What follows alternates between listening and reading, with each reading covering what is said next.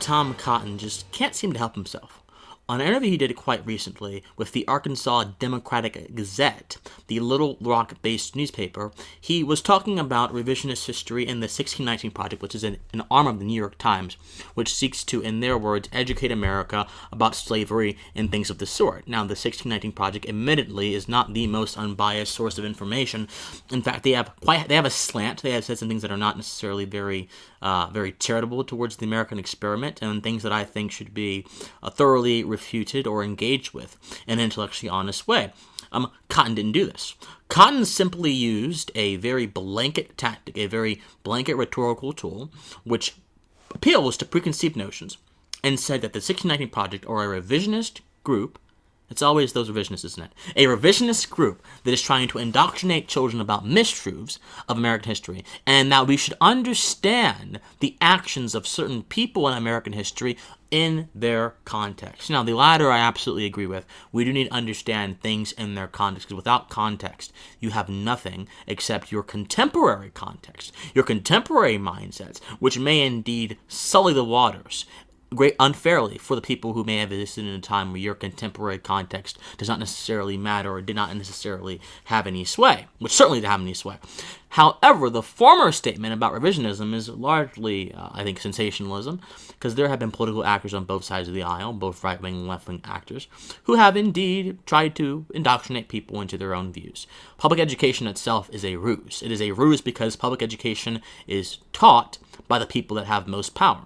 If it is funded by the government, and the government changes hands every 2 or 3 or 4 years, depending on what level of the government you have, then public education itself is simply an indoctrination arm of the government, which is why homeschooling and charter schools and private schools are very good. So I don't mind those things. So I think they are indispensable to having a free-thinking mind. Or I would even say, beyond any sort of schooling, how about independent study? I did a lot of independent study in my days. I have read a lot. I've Plato, Nietzsche, Emerson, all of them on my own. And you can all do that too if you have access to a computer. But public education itself is just a ruse. But instead of talking about any of those things, Cotton immediately proceeds to shoot himself in his already naked Achilles heel.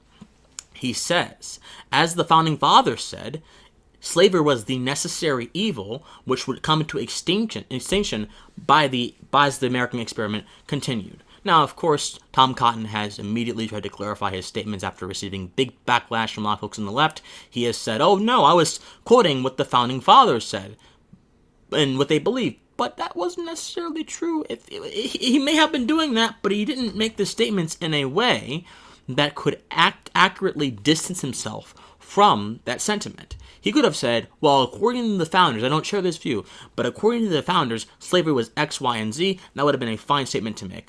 But he basically concurred in an indirect way.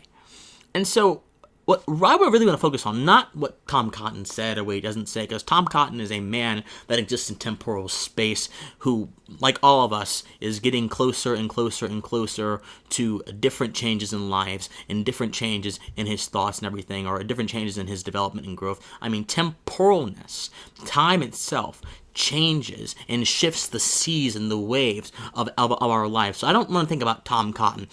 I want to think about universal principles, because universal principles will exist long after I'm gone, he's gone, and we're all gone. They will persist and continue to persist throughout generations and posterity. The idea of a necessary evil, where does that come from? The idea that, something is indispensable to a particular facet of society, a particular facet of existence, and therefore must be necessary.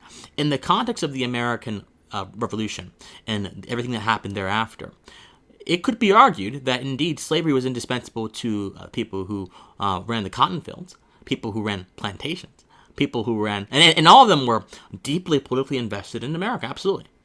But this was not even clear amongst the founders. A lot of the founders had a lot of anger or disapproval of slavery. Even Thomas Jefferson, one of the most complex and nuanced founders in the history of our founding fathers, didn't like slavery even though he owned slaves. He had a cognitive dissonance about it. In fact, a draft of the Declaration of Independence, an initial draft, had an anti-slavery provision. But unfortunately, there were political actors in his time that did not want him to put forth that draft. And I quote, He, meaning the king, has waged cruel war against human nature itself, violating its most sacred rights to life and liberty in the persons of a distant people who never offended him, captivating and carrying them into slavery in another hemisphere. He is determined to keep open a market where men should be bought and sold. He has prostituted his negative for suppressing every legislative attempt to prohibit or restrain this execrable commerce. We don't say execrable very much anymore, but it means detestable, abhorrent, an abomination, very, very bad. So this is Jefferson. So, to say that all the founders saw it as necessary evil is not true. It's not being very charitable towards the American tradition. But to even use the term necessary evil to try to describe this is also not being charitable to conceptual righteousness. Simple. Evil is evil. In fact, Ayn Rand said there is no lesser of two evils. There is evil and then there is evil. It all depends on what evil you are willing to accept and what evil you're willing to endorse. Evil is evil. Nothing is necessary for human life to flourish except our innate freedom. Period. On a principle level, nothing is necessary for human life to flourish except our innate freedom. It is not necessary. It wasn't even necessary back then for folks to enslave other human beings, to force them against their will. Number one, it's not morally correct, number one. Number two, it wasn't efficient. And number three, they had to do a lot of runaways and a lot of other problems that could have been easily avoided if they had simply solicited voluntary labor. So slavery was not even a necessary anything. But the idea of slavery, I'm going to give you a secret, the idea of slavery was seen as indispensable to life because that had been the way of life so many people throughout the ancient world and the contemporary American world had understood. That had been the way of life that so many folks had been accustomed to. The only thing slavery was necessary for was the preservation of certain mindsets, the propagation of certain ideas, not the propagation or the preservation of America, American society, or most importantly, the individual. But no, he wants to continue to use false dichotomies to try to explain these things in an effort to ensure historical fairness. You can ensure historical fairness, Tom Cotton, by number one, accurately depicting what the founders believed. Most of them, a lot of them were against slavery. And number two, actively trying to understand on a conceptual level why there are no necessary evils, there are only convenient evils. There are no necessary evils, there are only convenient evils.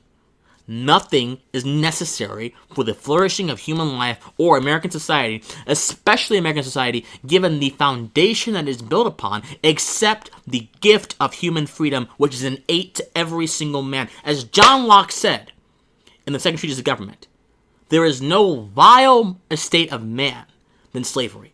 It is a vile estate of man. It is external to our being.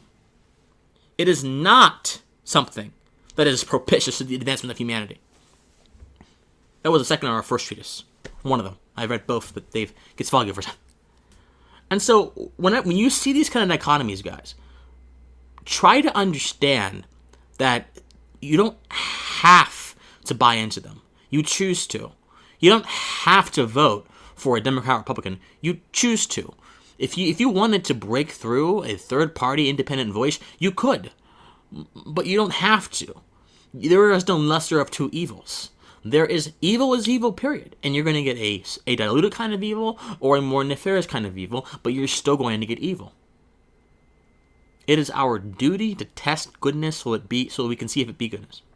It is our duty to let that essence of our mind flow out into the political landscape and overtake everything that is not wrong and convert it, transmute it into everything that is right. It is our divine duty as Americans who have been invested with such powerful conceptual energy to ensure that the tradition of American freedom flows eternally. That's our duty.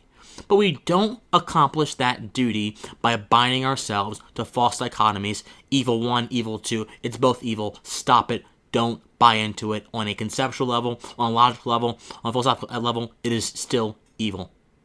Evil is evil. Fight evil. Don't embrace evil. And Tom Cotton, you would do best to read a little bit more about this kind of stuff. Maybe think about it too. Just saying. Until next time, guys, stay pensive.